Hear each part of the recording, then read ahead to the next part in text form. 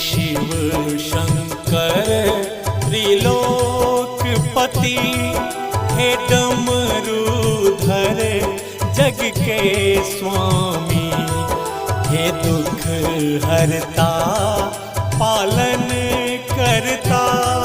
हे गौरीपति अंतर्यामी, हे शिव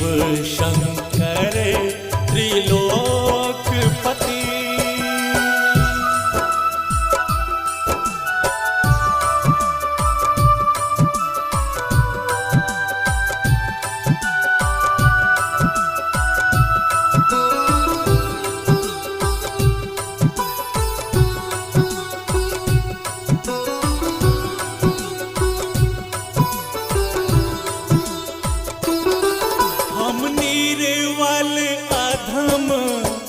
अज्ञानी छी हम निर्वल अधम अज्ञानी छी, हम दीनहीन अभिमानी छी, हमरो दिस एक नजर ताकू, हमरो दिस एक नजर ताकू, कैलाशपति भोला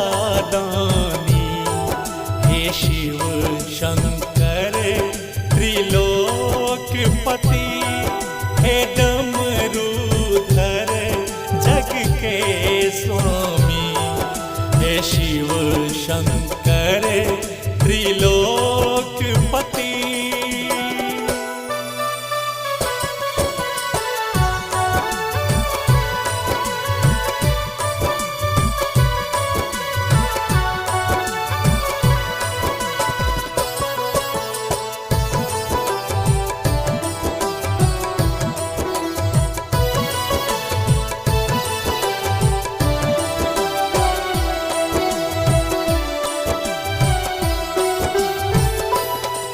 हे नाथ हमर दुख नहीं सुनबै, हे नाथ हमर दुख नहीं सुनबै, हम जाए कहू केकरा कहबै, हम जाए कहू केकरा कहबै, महेशक कष्ट हरु बाबा, महेशक कष्ट हरु बाबा, हम और अधिक कछु नहीं मांगे, हे शिव शंकर त्रिलोकपति, हे डमरूधर जग के स्वामी, हे शिव शंकर त्रिलोक